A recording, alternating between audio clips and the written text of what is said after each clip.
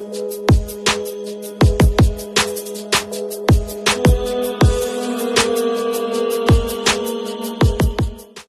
back to Disabled and Prepping. Today, I found a couple of freebies, and they are the Wisconsin bar.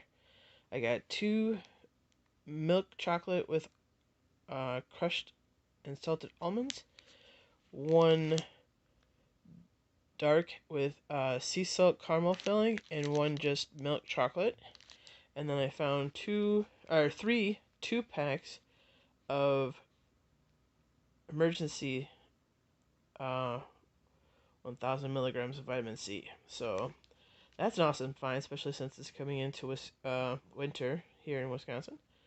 So when Kaber was downstairs, she saw a lady with a cheeseburger, and she wanted a cheeseburger, so she's a little pouting right now.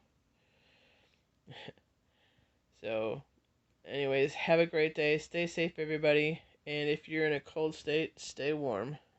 Bye for now.